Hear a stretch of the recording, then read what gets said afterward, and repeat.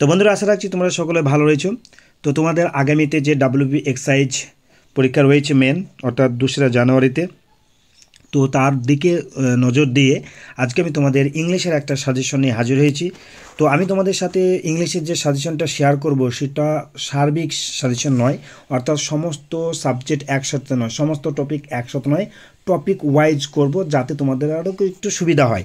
অর্থাৎ আজকে আমি যেটা আলোচনা করব সেটা ওয়ান ওয়ার্ড সাবস্টিটিউশন, অর্থাৎ যে সমস্ত কোয়েশ্চেনগুলো সাধারণত পরীক্ষার জন্য ভীষণ ভীষণ ইম্পর্টেন্ট, সেই সমস্ত কোয়েশ্চেনগুলো নিয়ে তোমাদের সাথে শেয়ার করব উইথ ডিটেলস আলোচনা। ওকে, এবং প্রতিদিন তোমরা আমাদের এই ক্লাসগুলি এই চ্যানেলের মাধ্যমে প্রতিদিন সন্ধ্যা 6টা এবং 8টার দিকে তোমরা এই ক্লাসগুলি পাবে।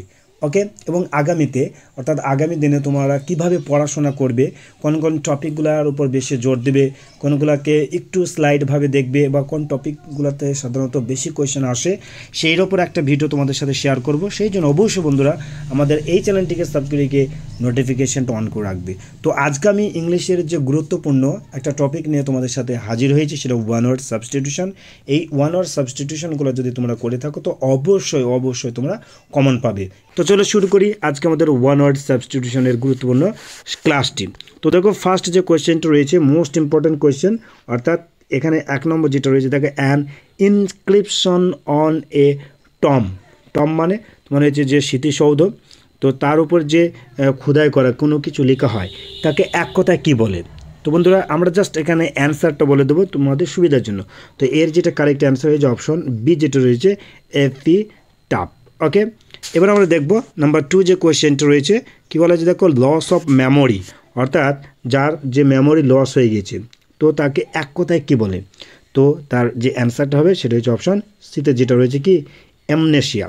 অনেক ক্ষেত্রে তোমাদের ভুল হয়েছে ইনসোমনিয়া না, ওকে, অ্যামনেশিয়া।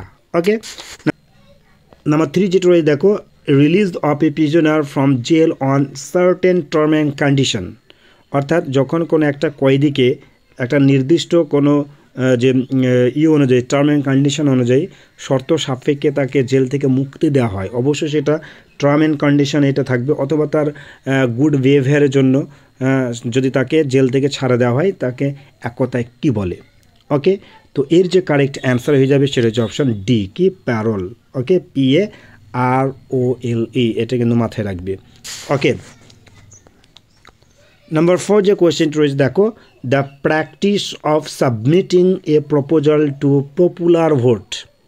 ওকে, যে প্রস্তাব দেওয়া হয়, যে পপুলার যে জনপ্রিয় একটা ভোট, তো তার জন্য যে সাবমিটিং করা হয় যে প্রসেসটা বা যে প্র্যাকটিস বা প্রথা, তাকে এক কথায় কী বলে। তো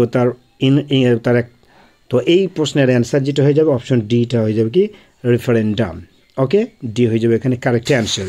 নাম্বার 5 যে কোয়েশ্চেনটা রয়েছে দেখি আমরা, যে enclosed in a small place or closed pass, দুটো অপশন শব্দ থাকতে পারে, ইনক্লোজড ইন এ স্মল অথবা ক্লোজড স্পেস।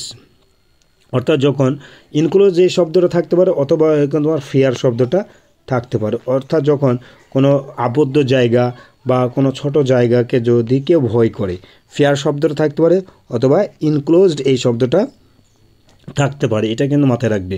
হ্যাঁ, শুধুমাত্র ইনক্লোজটা পড়ে গেলে বা শুধুমাত্র ফেয়ারটা পড়ে গেলে ইনক্লোজ আসলেও পারলে না, এটা কিন্তু মাথায় রাখবে, দুটোই হয়। ওকে, আবদ্ধ জায়গাতে ভয় বা আবদ্ধ জায়গায় থাকা তাকে কী বলে, ক্লাস্ট্রোফোবিয়া। তো এখানে যেটা কারেক্ট অ্যান্সার হয়ে যায় অপশন সি। একটু বানানটা বি এবং সি এর ভিতরে পার্থক্যটা একটু দেখে নেওয়া, ঠিক আছে, ক্লাস্ট্রোফোবিয়া আর ক্লাস্ট্রেফোবিয়া। ওকে, এই বি এবং সি এর ভিতরে পার্থক্যটিকে দেখে নেবে, অর্থাৎ সিটা হবে এখানে কারেক্ট অ্যান্সার। 6 রয়েছে দেখো, চ্যান্টিং কোনো কিছু বলা, তাই তো, এ ম্যাজিক স্পেল। ওকে, জাদুমন্ত্র বলা, তাকে বলা হয় কি ইনকারনেশন, অর্থাৎ এখানে বি হয়ে যাবে তোমার কারেক্ট অ্যান্সার। ওকে, এবার নাম্বার 7 যেটা রয়েছে দেখো, a person of 80 years old, অর্থাৎ যে ব্যক্তির বয়স 80 বছর আছে, 80 বছর বয়স, তাকে এক কথায় কী বলে। এখানে যে অপশনগুলো রয়েছে সবটাই কিন্তু তোমার বছরের কথা বলা হয়েছে, কেউ 6 বছর অর্থাৎ 60 বছর, কেউ 70 বছর, হ্যাঁ, এইরকম বলা হয়েছে। তো এখানে মাথায় রাখবে 80 একটা মাথায় একটা একটু রিদিমও রয়েছে, দেখো এর সাথে একটু মিল হয়েছে কি অক্টা, 8 অষ্ট, অষ্টক বলে আমরা, তাই না? 8 মানে অষ্টক, তাহলে অক্টোজেনেরিয়ান। ওকে, তো এখানে সি হয়ে যাবে তোমার কারেক্ট অ্যান্সার। তো বন্ধুরা, এর সাথে তোমাদের সাথে একটা কথা আমি শেয়ার করছি, যে আমাদের এই ডাব্লিউপি এক্সারসাইজের জন্য, অর্থাৎ এর ওপর ভিত্তি করেই কিন্তু আমরা 20টি গুরুত্বপূর্ণ ইংলিশ প্র্যাকটিস সেটের একটা সেট তৈরি করেছি। জাস্ট 20টা আছে, প্রতিটাতে তোমার 30টা করে প্রশ্ন হয়েছে উইথ ইম্পর্টেন্ট কোয়েশ্চেন এবং অ্যান্সার দিয়ে। এবং এই পিডিএফটা যদি কেউ নিতে চাও, আমাদের ডেসক্রিপশন বক্সে একটা নাম্বার দিয়েছে, সেখান থেকে কিছু তোমাদের পে করে এই পিডিএফটা নিতে পারো। এখান থেকে তোমরা কিন্তু কমন পাবে। এটা না আমি তোমাদেরকে শেয়ার করছি, তোমাদেরকে নেওয়ার জন্য জোর করছি না, তোমরা নিতে পারো। ওকে, তো এইটা আমরা দাম রেখেছি। আগে আমরা 100 টাকার মাধ্যমে কিন্তু এটা বিক্রি করেছি, কিন্তু এই সামনে যে পরীক্ষা তার সুবিধার জন্য আমরা এটাকে 80 টাকায় কিন্তু তোমাদেরকে দিতেছি। ওকে, 80 টাকা। তুমি এই যে একটা পেটিএম এবং তোমার গুগল পে বা ফোনপে নাম্বার দেওয়া থাকবে ডেসক্রিপশন বক্সে, সেখানে তোমরা পে করে তার স্ক্রিনশটটা ওই নাম্বারে হোয়াটসঅ্যাপ করে দেবে, তাহলে তোমরা এর পিডিএফটা পেয়ে যাবে। একটু নিয়ে দেখো, এখান থেকে তোমরা অনেকটা কমন পাবে। ওকে, নাম্বার 8 যেটা রয়েছে দেখো, যে ইনক্লোজার অফ বার্ডস, এটাও আসতে পারে অথবা এই আসতে পারে। এটা তো ম্যাক্সিমাম আসে। দেখো, a place where birds are kept, অর্থাৎ একটা জায়গা যেখানে পাখি রাখা হয়, অর্থাৎ পক্ষীশালা। তো পাখি রাখার জায়গা বা ইনক্লোজার ফর বার্ডস, অর্থাৎ যে জায়গায় সাধারণত পাখিদেরকে রাখা হয়, তো তাকে কি বলে? তো এই ক্ষেত্রে দুটো কিন্তু ভুল হতে পারে, একটা হচ্ছে অ্যাপিয়ারি, একটা হচ্ছে এভিয়ারি। আর যখনই এই কোয়েশ্চেনটা আসবে, এই দুটো অপশন কিন্তু মাস্ট থাকবেই। ঠিক আছে, তো এটা মাথায় রাখবে। এভিয়ারি হবে কারেক্ট অ্যান্সার, অর্থাৎ বার্ডসটা হবে তোমার এভিয়ারি, আর অ্যাপিয়ারি হয়ে যায় তোমার বি, অর্থাৎ মৌমাছি রাখা জায়গা। ঠিক আছে, ওকে। এবার আরেকটা তোমাদের এর সাথে মাথায় মানে একটু বলে দিই, দেখো যে ইনক্লোজার ফর বার্ডস এই জায়গায় তোমার এভিয়ারি এই শব্দটা না থেকে তোমার নেস্ট এই শব্দটা থাকতে পারে। নেস্ট মানে পাখির বাসা, তাহলে সেই ক্ষেত্রে নেস্টটা হবে তোমার কারেক্ট অ্যান্সার। ঠিক আছে, এবার নাম্বার 9 যেটা রয়েছে দেখো, যে medicine given to counteract poison, medicine given to counteract poison. তো এর কারেক্ট অ্যান্সার কী হবে? অ্যান্টিডোট, অর্থাৎ এখানে বি হয়ে যাবে তোমার কারেক্ট অ্যান্সার। ওকে, নাম্বার 10 রয়েছে দেখো, যে one who is always doubting, অর্থাৎ যে ব্যক্তি সর্বদা সন্দেহ করে, যে কোনো ব্যাপারে সে কিন্তু সন্দেহ করে, তাকে কি বলা হয়? এক কথায় সেপটিক, অর্থাৎ এখানে এ হয়ে যাচ্ছে তোমার কারেক্ট অ্যান্সার। নাম্বার 10 যেটা রয়েছে দেখো, এই নাম্বার 11 যেটা রয়েছে দেখো, the Mahabharata is a long poem based on novel theme, অর্থাৎ মহাভারত একটা দীর্ঘ একটা কবিতা, যেটা একটা নভেল, অর্থাৎ মহৎ কোনো জিনিস অর্থাৎ থিম বিষয়ের উপর নির্ভর করে লেখা, তাই তো? তো এই যে টোটাল ব্যাপারটাকে এক কথায় কী বলে? এক কথায় হচ্ছে লং পয়েম। এটা মাথায় রাখবে, মহাভারতটা তো অবশ্যই লং পয়েম, তোমার এইরকম আসতে পারে লং পয়েম, দীর্ঘ যে কবিতা, একটা বড় কবিতা, তাকে কী বলে? তাকে বলে অ্যাপিক, মহাকাব্য। ঠিক আছে, তাকে বলে কী হয়? অ্যাপিক, অর্থাৎ এখানে ডি হয়ে যাবে তোমার কারেক্ট অ্যান্সার। নাম্বার 12 যেটা রয়েছে দেখো, incapable of making errors, incapable of making errors, যে কখনোই ভুল করে না। ওকে, এরর মানে ভুল, যে কখনোই ভুল করতে সক্ষম নয়। ক্যাপাবল মানে সক্ষম, ঠিক আছে, কিন্তু এর প্রিফিক্স হয়ে যাবে তোমার ইনক্যাপাবল। ওকে, তো এর যে কারেক্ট অ্যান্সার হয়ে যাবে অপশন এতে, যেটা রয়েছে কি ইনফেলিয়েবল। ইনফেলিয়েবল এখানে কারেক্ট অ্যান্সার। যাকে দমন করা যায় না, করিদেবল করা যায় না, সেটা হচ্ছে ইনকরিজেবল। এই দুটো ইম্পর্ট্যান্ট, এবং যেটা তোমার এক্সপ্লেন করা যায় না তাকে বলা হয় ইনএক্সপ্লিকেবল। ঠিক আছে, এই তিনটে কিন্তু ইম্পর্ট্যান্ট, তার ভিতরে তোমার মোস্ট ইম্পর্ট্যান্ট হচ্ছে এই দুটো, ইনফেলেবল আর ইনকরেজেবল। ওকে, 13 যেটা রয়েছে দেখো, soldiers who fight on horseback, অর্থাৎ ঘোড়ার পিঠে চড়ে যে সমস্ত সৈন্যরা যুদ্ধ করে তাদেরকে কি বলে? তাকে বলে ক্যাভারলি, অর্থাৎ এখানে তোমার এ হয়ে যাবে কারেক্ট অ্যান্সার। ওকে, তো বন্ধুরা, প্রতিটি টপিক, ইংলিশের প্রতিটি টপিক তোমরা যদি পেতে চাও, আমাদের ডেসক্রিপশন বক্সে সমস্ত টপিকের লিঙ্ক দেওয়া রয়েছে। ওয়ান ওয়ার্ড সাবস্টিটিউশন বলো, তোমার এক কথায় প্রকাশ, ওয়ান ওয়ার্ড সাবস্টিটিউশন বলো, ইডেন ফ্রেজ, ন্যারেশন, ভয়েসেন, প্রতিটা ডিটেলস আলোচনা করা হয়েছে, এবং মক টেস্ট কিন্তু অলরেডি 38টা করা হয়ে গিয়েছে, তোমরা কিন্তু সেগুলো দেখে নিতে পারো। এবং প্রতিটা, আমি এক কথা বলছি, প্রতিটার প্লেলিস্ট আমাদের ডেসক্রিপশন বক্সে দেওয়া আছে, সেখান থেকে তোমরা দেখে নাও। তোমাদের আগামী এক্সারসাইজ পরীক্ষা 100% ভালো হবে, এগুলো যদি তোমরা একটু ক্লাসগুলো করতে থাকো। ওকে, নাম্বার 12 যেটা হচ্ছে, এই নাম্বার 14 যেটা রয়েছে দেখো, টু রাইট ডিফারেন্ট নেম, অর্থাৎ যে বা যিনি বা যে কবি বা যিনি নিজের নাম ছাড়া ডিফারেন্ট নাম অর্থাৎ অন্য নামে কিন্তু কোনো কিছু লিখেন তাকে কী বলা হয়? তাকে বলা হয় তোমার সিডোনিম, অর্থাৎ এখানে তোমার সি হয়ে যাবে কারেক্ট অ্যান্সার। ঠিক আছে, নাম্বার 15 যেটা রয়েছে দেখো, a deity or spirit embodied in human form. Actually deity মানে পরি বা আত্মা, হ্যাঁ, স্পিরিট মানে পরি বললে ভুল হবে, ডেইটি মানে আত্মা বা স্পিরিট অর্থাৎ আত্মা, যেটা সাধারণত মানুষের মানে যে কী থাকে, মানুষের ইম্বডিড হিউম্যান ফর্ম অর্থাৎ মানুষের মতন দেখতে, তাকে কী বলা হয়?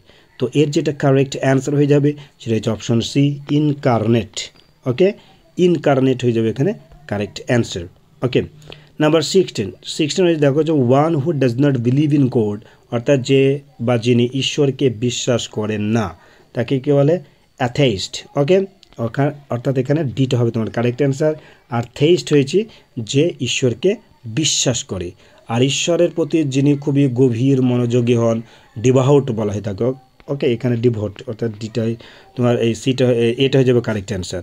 ঠিক আছে, আর অ্যানার্চিস হচ্ছে তোমার নৈরাজ্যবাদ, যেখানে কোনো রাজার কোনো শাসন নেই সেখানে অ্যানার্চিস বলা হয়। তো এটা মাথায় রাখবে, গডকে বিশ্বাস করা আর গডকে অবিশ্বাস করা। যিনি গডকে বিশ্বাস করেন না তাকে বলা হয় নাস্তিক অর্থাৎ অ্যাথেইস্ট, আর যিনি গডকে বিশ্বাস করেন তাকে বলে থেইস্ট। অর্থাৎ তোমাদের যেটা প্রবলেম হতে পারে একটু ভালো করে দেখবে, এই ডাজ নট শব্দটার দিকে খেয়াল রাখবে।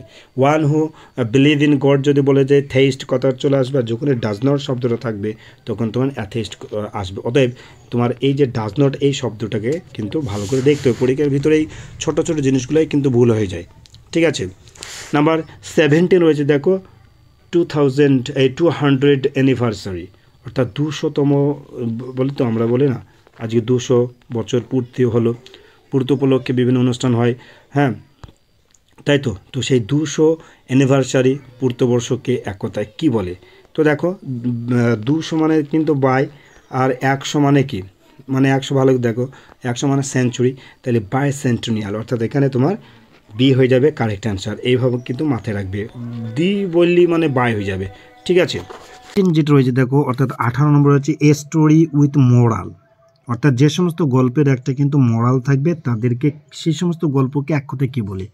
তার অ্যান্সার হয়ে যাবে তোমার অপশন বি, যেটা হয়েছে কি প্যারাবল। ওকে, আর এর সাথে আর একটা মাথায় রাখবে, এ স্টোরি উইথ মোরাল থাকবে, কিন্তু সেটা যদি অ্যানিমেল ক্যারেক্টার্স বলে, ঠিক আছে, অ্যানিমেল এই শব্দটা যদি অ্যাড থাকে তাহলে সেক্ষেত্রে তোমার অ্যান্সার হয়ে যাবে ফ্যাবেল।